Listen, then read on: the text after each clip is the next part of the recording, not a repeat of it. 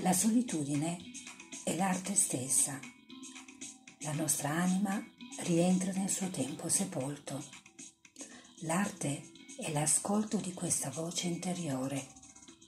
Essa ci porta nel sito primordiale del nostro essere e nel luogo immenso dove noi siamo nell'universo intero.